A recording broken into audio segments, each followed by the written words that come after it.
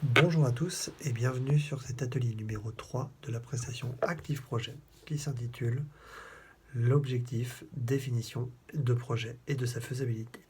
À travers cet atelier numéro 3 et avec les différents documents qui seront associés à cette vidéo et au mail que nous vous enverrons, notre objectif est de pouvoir vous aider suite à l'entretien que vous avez avec votre consultant référent. Notre objectif va être de pouvoir vous aider à concrétiser au maximum la faisabilité de votre projet professionnel. Pour ce faire, nous allons aborder deux choses. La première est de pouvoir identifier quelles peuvent être les formations, s'il y a besoin, qui vont pouvoir être nécessaires pour concrétiser votre projet professionnel. Et de vous aider à identifier quels sont les types de formations, par quel biais ce projet pourra avoir le plus de chances d'aboutir. Notre deuxième objectif va être de pouvoir vous aider et vous donner des conseils sur comment vous allez pouvoir vous y prendre pour vous confronter le plus possible à ce futur professionnel. En rencontrant des professionnels, en échangeant avec eux, en parlant avec eux, et pourquoi pas en pouvant passer quelques jours dans de futurs lieux professionnels où vous avez envie de vous investir pour la suite, en réalisant des stages, en réalisant des enquêtes. Vis-à-vis de votre projet de formation, pour certains d'entre vous, votre projet va nécessiter de pouvoir repartir en formation, de pouvoir faire une formation de reconversion parce que vis-à-vis des compétences, vous ne les possédez pas tous face à votre futur projet professionnel et il va être important que vous puissiez, par le biais d'une formation, les acquérir de nouveau. Que ce soit l'acquisition de connaissances que vous allez avoir à travers une formation en centre de formation, et puis également l'acquisition de connaissances que vous allez pouvoir avoir à travers des stages de longue durée que vous allez faire durant cette formation. Il existe plusieurs possibilités de pouvoir se former. Il y a la possibilité d'être formé via une formation que vous allez réaliser en centre de formation, j'y reviendrai ultérieurement, mais vous pouvez aussi avoir la possibilité d'être formé directement si vous visez un métier porteur et si le métier que vous visez a de nombreuses compétences similaires et transférables avec le métier que vous faisiez précédemment. Il va être possible que vous visiez la possibilité d'être formé directement par un futur employeur. Et pour ce faire, une fiche d'information vous est mise dans le mail associé à cette vidéo. Vous pourrez essayer de viser pour réaliser une AFPR, Action de formation préalable au recrutement. Il faut savoir qu'en lien avec votre statut de demandeur d'emploi, vous allez avoir la possibilité de proposer à de futurs employeurs de pouvoir vous embaucher sur un CDD de 6 mois, mais qu'en amont de ce CDD de 6 mois, étant donné que vous visez un projet sur lequel vous avez déjà des compétences, mais pas toutes, lui peut vous engager avant ce CDD de 6 mois sur une période d'environ 2 mois. Et au cours de ces 2 mois, il va vous former sur ce nouveau métier. Pendant qu'il vous formera, vous pourrez déjà être un peu opérationnel, lui donner un coup de main, entre guillemets, et lui n'aura pas besoin de vous indemniser, c'est Pôle emploi qui continuera à vous indemniser, à la condition qu'à l'issue de cette période de pré-formation, vous soyez ensuite en CDD de minimum 6 mois au sein de la structure. Donc on est vraiment sur la base d'un échange gagnant-gagnant. Ça, c'est un procédé qui peut être très intéressant lorsque vous voulez accéder à un futur professionnel, à un projet professionnel qui va avoir des similitudes et plus ou moins ressembler au projet, au métier que vous faisiez précédemment. N'hésitez pas à en rediscuter avec votre conseiller, votre consultant référent. C'est quelque chose qui peut être très très intéressant. Il faut bien évidemment que le projet ne nécessite pas une grande reconversion. Si à contrario, vous êtes effectivement sur un projet de reconversion totale, reconversion professionnelle, dans ce cadre, il sera nécessaire que vous puissiez refaire une formation de reconversion. Les formations de reconversion, il y a deux choses à savoir. Déjà, certaines ont plus de difficultés au niveau des aides en lien avec un financement possible. Et puis après, il y a énormément de formations. Le marché de la formation est un marché très vaste. Et il y a des formations qui sont reconnues, qui sont de qualité, et d'autres qui ne le sont absolument pas. Et pour s'y retrouver à travers cette jungle, c'est très important, parce qu'il ne faut pas que vous vous investissiez sur des formations qui n'auront ensuite aucune valeur sur le marché de l'emploi. C'est la raison pour laquelle on vous conseille, à travers le petit atelier que l'on vous fait ici et les différents mails que l'on va vous adresser, on va vous conseiller de prioritairement naviguer sur 2 sites internet. Le premier site internet s'intitule labonneformation.fr. C'est un site qui a été créé par Pôle emploi et au sein duquel Pôle emploi répertorie des formations qui sont reconnues et qui sont sérieuses sur le marché de la formation professionnelle. Le deuxième site internet se nomme Défi Métier. D-E-F-I, plus loin, métier, M-E-T-I-E-R. Ce site internet-là est un site qui a été créé par la région Île-de-France et qui répertorie les centres de formation qui sont reconnus et qui peuvent être répertoriés par la région. L'avantage de ces 2 sites internet, c'est que d'une part, les formations normalement qui sont mentionnées à l'intérieur sont plutôt des formations sérieuses. Et le deuxième avantage, c'est que ces 2 sites internet sont des sites de recherche de formation professionnelle et vous pouvez pour ces 2 sites faire des recherches par mots-clés. Vous voulez travailler dans la comptabilité, vous avez une recherche, on vous demande quoi et où. Donc vous tapez comptabilité ou vous tapez le département où vous habitez. Et là, vous aurez des exemples de formations qu'il existe. Ce n'est pas parce que ces formations-là sont mentionnées dans ces 2 sites internet-là qui seront automatiquement pris en charge par la région ou pris en charge par Pôle emploi. Mais s'ils sont marqués à l'intérieur de ces sites, c'est un certain gage de sérieux. Également, il faut identifier que ces centres de formation-là, par la suite, si vous en identifiez qui peuvent vous intéresser parce que ce sont des formations qui correspondraient à votre projet professionnel, il faut que vous vous posiez la question de comment je vais pouvoir les financer, ces formations. Alors, il faut savoir qu'à l'instant T, vous avez environ 3 possibilités de financer ce type de formation. Certaines de ces formations, surtout celles qui vont mener vers des projets porteurs, vont pouvoir être finançables car elles sont conventionnées. Cela veut dire quoi? Ça veut dire que ces formations il y a des places de sessions de formation qui ont été achetées par le conseil régional et ces places-là sont ensuite redistribuées aux demandeurs d'emploi inscrits à Pôle emploi. Sauf qu'il y a plus de demandes de demandeurs d'emploi de se positionner sur ces plages que de plages disponibles. Donc c'est pour ça que même si c'est quelque chose de possible, que vous voyez que certaines formations sont conventionnées, c'est pas automatique. C'est pas sûr que vous puissiez être positionné sur la formation. Il faut que votre projet soit bien argumenté pour que vous soyez sélectionné pour pouvoir intégrer les places réservées pour les demandeurs d'emploi par le conseil régional. Mais plus vous visez une formation conventionnée, dont des places ont été achetées par le conseil régional et redistribuées aux demandeurs d'emploi, plus ça peut être intéressant parce que vous avez des chances que votre projet se concrétise. Donc, dans les formations que vous allez regarder, que vous allez sélectionner via ces 2 sites-là, Défi Métier et La Bonne Formation, vous pouvez sélectionner ces formations et vous verrez dessus, ce sera marqué si ce sont des formations conventionnées.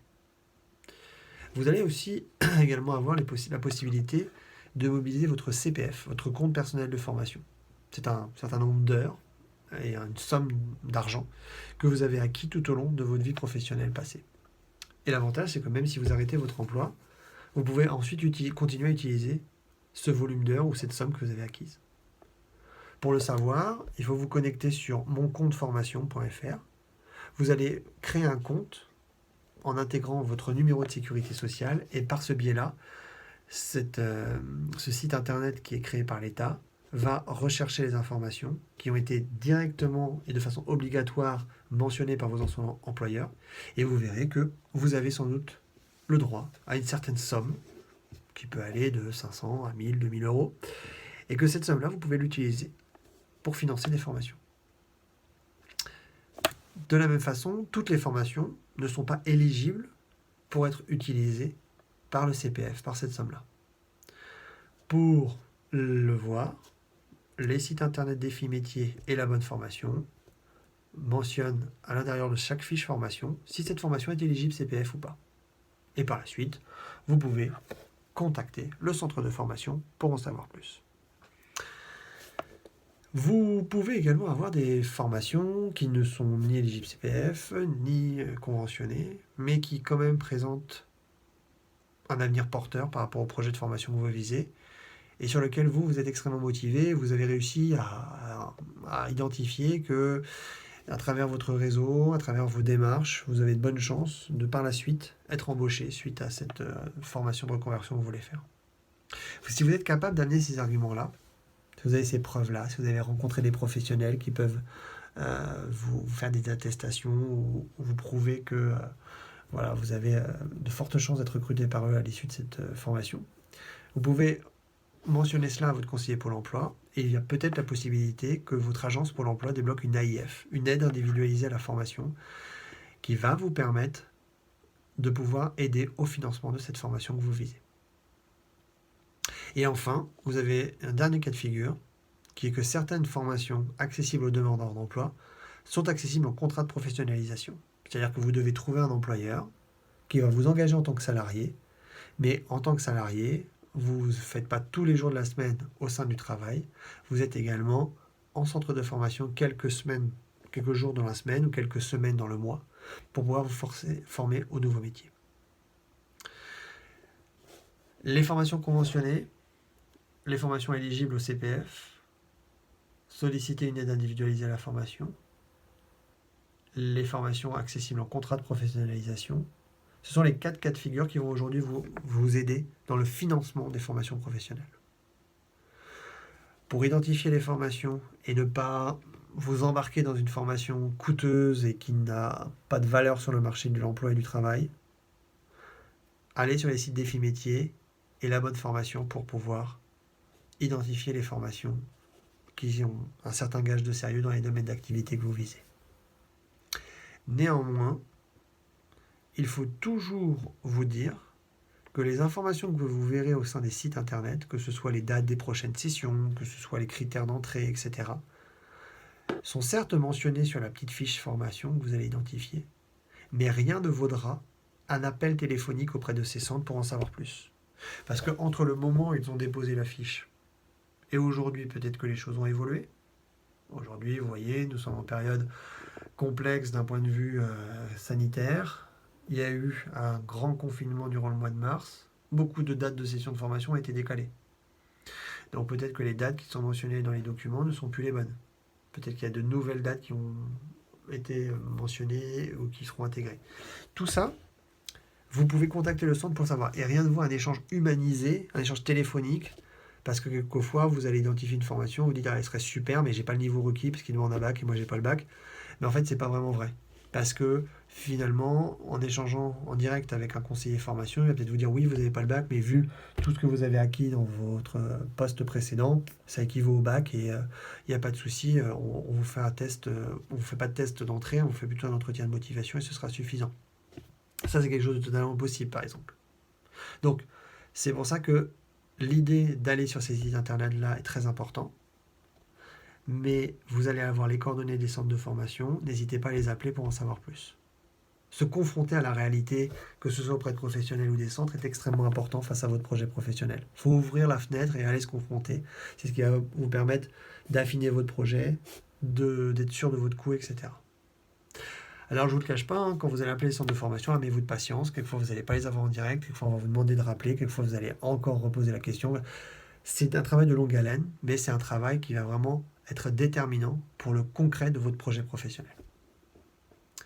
Dans les différents points que j'ai pu vous évoquer, n'hésitez pas également à en échanger avec votre consultant référent Analyse et Action pour lui dire voilà, moi j'ai trouvé tel centre de formation, qu'est-ce que vous en pensez? Pour également vous aider par rapport à ça.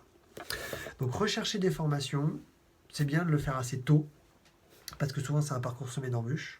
Parce que même si vous identifiez une formation qui a lieu dans 4 mois, ça revient tout un travail préparatoire. Parce qu'entre le moment où vous identifiez une formation sur Internet et les moments où vous allez les contacter, il peut y avoir du temps. Donc plus vous y prenez à l'avance, mieux c'est. En parallèle à cela, il faut aussi que vous puissiez vous projeter concrètement face à votre voie professionnelle future. Vous avez fait le point sur vos envies, vous allez faire le point sur les compétences clés du métier que vous visez. Maintenant, il faut quand même se confronter aux réalités quotidiennes du métier. Moi, je me rappellerai toujours d'avoir accompagné une dame qui était vendeuse en bijouterie. Elle fait le point sur ses envies, elle a envie de faire un métier plus utile, elle fait le point sur ses compétences, elle était toujours très très douée dans le contact avec les personnes âgées, dans la relation de proximité, dans l'aide, dans le soutien par rapport à son poste de vendeuse. Elle regarde les compétences clés, elle identifie que le métier d'aide-soignant ou d'infirmier pourrait vraiment lui plaire, que c'est un métier qui bouge, un métier de passion, que c'est un métier avec certaines vertus, que c'est un métier où on s'investit, etc. L'étape d'après a été de regarder pour éventuellement faire un stage ou rencontrer des professionnels pour vraiment voir en quoi consistait ce métier dans la vraie vie.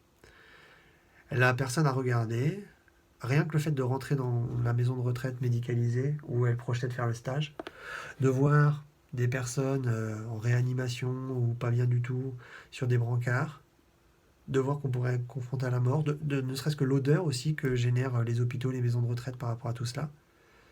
La personne est revenue me voir en disant, même si sur le papier tout me plaisait, dans le concret, en fait, non, je vais pas pouvoir. Donc je change de projet. Donc vous confronter à la réalité va être extrêmement important pour finaliser votre projet. C'est pas la même chose entre ce qu'on en pense sur le papier et ce qu'il en est dans la réalité des choses. Autre anecdote, je me rappellerai toujours d'une personne qui voulait être commerciale, qui pensait que ça pourrait lui plaire, que ce serait impeccable, que tout irait bien. Mais en fait, lorsqu'il a fait son stage, il s'est aperçu que non, parce que le métier de commercial comme il le pensait, c'était un métier qui était dans les conditions qu'il pensait le faire il y a 10 ans, mais qu'aujourd'hui les choses ont évolué, que les conditions se sont dégradées et qu'il ne serait pas du tout à l'aise dans ce nouvel environnement professionnel. Donc ça va être extrêmement, extrêmement, extrêmement important par rapport à ça. Il va donc être important pour vous que vous puissiez au maximum aller vous confronter au terrain. Et qu'est-ce que c'est que faire un stage de quelques jours d'observation pour être sûr de votre coup, pour faire une formation longue de reconversion et changer complètement de vie professionnelle? Le jeu en vaut beaucoup la chandelle et ça sécurise beaucoup de choses.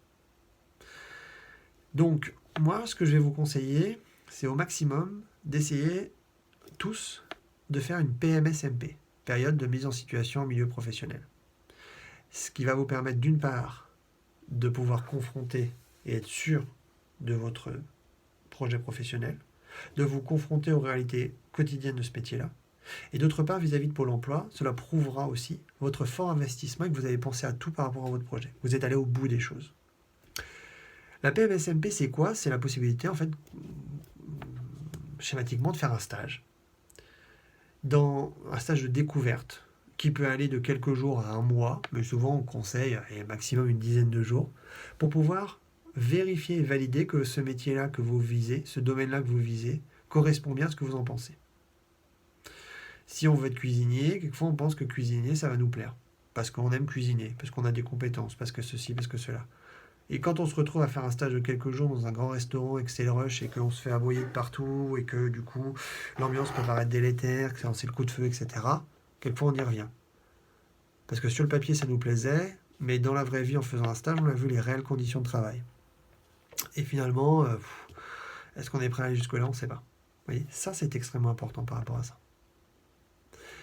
La PMSMP, c'est donc cette possibilité-là de faire un sorte de stage de découverte. Vous avez un énorme avantage en qualité que demandeur d'emploi, c'est que Pôle emploi peut vous délivrer des conventions de stage. Si moi, en tant que salarié, je veux faire un stage demain pour me reconvertir, même si je suis prêt à prendre des jours de congé ou à faire ça le week-end, le futur employeur me dira, ou le futur lieu de stage me dira, je peux pas, parce que si vous vous cassez la jambe, j'ai pas d'assurance. Vous ne m'apportez pas de convention de stage ni quoi que ce soit, il n'en existe pas. Quand on est demandeur d'emploi, on peut solliciter auprès de Pôle emploi une convention de stage. Et vous pouvez faire un stage de quelques jours pour valider votre métier. Enfin, valider votre projet. Donc une fois que vous avez identifié un projet de stage, vous pouvez ensuite envoyer un mail à votre conseiller Pôle emploi pour lui indiquer que vous projetteriez de faire un stage. Il faut toujours laisser un petit laps de temps, donc d'ici une quinzaine de jours par exemple, auprès de telle structure. Et là, il va vous demander des informations pour pouvoir mettre en place une convention de stage. Une fois que vous avez fait ce stage-là, cela va vous permettre de vérifier, de valider que votre projet professionnel est sûr et certain. Par rapport à cette projection de stage, rien ne vaut le fait de vous déplacer et d'expliquer à de futurs lieux de stage que vous voulez aller chez eux pour pouvoir concrétiser un projet professionnel et en savoir plus et faire un stage. Parce que si vous envoyez juste une candidature papier, une sorte de CV et de lettres, ça ne marchera pas. L'employeur, enfin le futur lieu de stage, il a autre chose à faire, entre guillemets. Donc ce qu'il faut, c'est se déplacer. c'est de bien expliquer, comme je vous ai dit lors de l'atelier numéro 2, de pitcher sur votre projet, de parler de vous, de montrer que vous avez besoin de faire cette période-là de quelques jours pour pouvoir être sûr de votre projet professionnel. Certes, l'employeur n'aura rien à gagner à vous prendre en stage, mais si vous lui montrez une forte motivation, il va pouvoir se dire je vais lui laisser cette chance à cette personne-là. Ça va lui faire du bien, ça va lui permettre de se projeter. Donc dans les documents qui sont associés à cette vidéo, dans le mail, vous avez une petite fiche préparation d'une PMSMP. Comment je peux me présenter professionnellement pour essayer de négocier un stage. Aujourd'hui, avec le confinement, avec la pandémie Covid-19, c'est de plus en plus compliqué de trouver un stage. Parce que souvent, les salariés sont en télétravail, on ne peut pas accéder et accueillir un certain nombre de personnes. On va déjà se soucier des salariés en poste, donc voilà. Donc si le stage n'est pas possible, demandez toujours au futur lieu de stage ou au potentiel lieu de stage si à contrario vous ne pouvez pas déjà leur poser des questions sur leur métier au quotidien. Si vous ne pouvez pas, passer quelques temps avec la personne pour déjà lui poser des questions sur c'est quoi votre métier, qu'est-ce que vous aimez le plus, qu'est-ce que vous aimez le moins, etc. Et dans l'idéal, de faire cette enquête professionnelle, ce contact avec ce professionnel au sein des locaux où il exerce. Ça va déjà vous permettre de voir un petit peu l'environnement dans lequel il travaille, ce qu'il va vous dire. Et puis si l'enquête matche bien, si le temps d'échange passe bien, c'est pas 40 minutes que vous allez faire avec lui, c'est peut-être 2 heures. Peut-être qu'il va vous faire visiter son espace de travail. Et rien que ça, cela va vous permettre de vous projeter. Et n'oubliez pas que cette confrontation aux réalités quotidiennes du métier, c'est extrêmement important pour vous. Vous serez sûr de votre coût. Et c'est extrêmement important aussi pour votre dossier vis-à-vis de Pôle emploi. Ça montrera que vous avez fait des démarches concrètes et que vous êtes sûr de votre coût et que vous savez à quoi vous attendre professionnellement. Et puis tout simplement, c'est un très bon entraînement. Si plus tard vous vous reconvertissez, que vous faites une formation, vous avez un nouveau joli diplôme dans le nouveau domaine d'activité que vous visez, entre guillemets, vous repartez un peu plus de zéro par la suite pour postuler, pour présenter votre candidature. Donc ça aura déjà un bon entraînement de faire des démarches pour demander un stage. Oui, vous aurez des refus, oui, ce ne sera pas facile. Mais ce sera tout ça, le travail de projet de reconversion. Une vendeuse en boulangerie qui se reconvertit vers aide-soignant, au démarrage, elle ne va pas avoir que des réponses favorables à ses candidatures. Il va falloir qu'elle se déplace, qu'elle prouve sa motivation, qu'elle montre qu'elle est très motivée par rapport à ses projets, etc. Donc le fait de s'être entraîné, d'avoir fait des stages de découverte de métier, sera également très très important pour vous par rapport à ça. Le seul conseil qu'on peut vraiment vous donner par rapport à cet atelier, c'est allez-y. Allez-y, foncez, téléphonez, déplacez-vous, demandez à rencontrer des professionnels. Ne serait-ce que pour leur poser des questions sur leur métier au quotidien, quelques questions, et au mieux d'obtenir un stage. Mais déplacez-vous. Rien que vous, en vous déplaçant, même si vous avez un refus, vous aurez vu comment fonctionne l'entreprise, comment ça fourmille là-dedans, comment les professionnels se passent, etc. À titre personnel, moi, quand j'ai postulé vers des métiers de conseiller en insertion, j'ai commencé comme ça, dans mes études, à rechercher des stages. Et j'aimais bien les déposer moi-même, mes CV, pour un futur stage. Ça me permettait déjà de voir l'environnement dans lequel pourrait se passer potentiellement mon futur stage. Si c'était plutôt un environnement entre guillemets guindé, où il fallait avoir dans les cabinets de recrutement un costard-cravate, etc. Ou si au contraire c'était plutôt dans un environnement un peu plus associatif, un peu plus sympa et cool au niveau des conditions de travail. Et déjà je commençais à me projeter, me disant ouais, moi si j'avais à travailler dans ce domaine-là, ce serait peut-être plutôt dans cette voie-là, plutôt dans telle autre, etc. C'est extrêmement important par rapport à votre projection professionnelle. Donc dans le mail qui est associé à cette vidéo, vous avez de résumer ce que je viens de vous évoquer dans cette vidéo, et également 4 pièces jointes. Parmi ces pièces jointes, vous allez avoir un document qui présente la possibilité de pouvoir faire un stage, la FPR, action de formation, la possibilité de pouvoir faire une formation de pré-embauche auprès d'un employeur, la FPR. La présentation d'un document qui indique la possibilité que vous avez en tant que demandeur d'emploi d'obtenir des conventions de stage et de faire des stages de découverte auprès d'employeurs. Et ces 2 documents peuvent être intéressants pour que vous puissiez les présenter à des employeurs quand vous allez présenter votre démarche. Comme ça, ils sauront que vous ne racontez pas n'importe quoi et que vous êtes bien inscrit à Pôle emploi et que c'est quelque chose de possible quand on est sous statut de demandeur d'emploi. Et on vous a associé 2 autres documents. Se préparer au niveau de son argumentaire quand on va démarcher un professionnel pour pouvoir faire un stage. et créer son argumentaire en termes papier, en termes vidéo. Bonne investigation à tous. Le conseil prioritaire que je souhaite vous donner par rapport à cet atelier, c'est allez-y, confrontez-vous, appelez les centres de formation, appelez des professionnels, déplacez-vous, même si j'ai bien conscience qu'en ce moment c'est plus compliqué, mais appelez. N'hésitez pas aussi sur les réseaux sociaux professionnels tels que LinkedIn de dire voilà, je recherche des témoignages de informaticiens parce que c'est là que je veux me reconvertir. Pourriez-vous me consacrer quelques temps pour répondre à vos questions? Ça peut être très intéressant. Allez-y, vraiment, n'hésitez pas, ça va être super important pour vous et pour votre projet. Bonne investigation et merci beaucoup.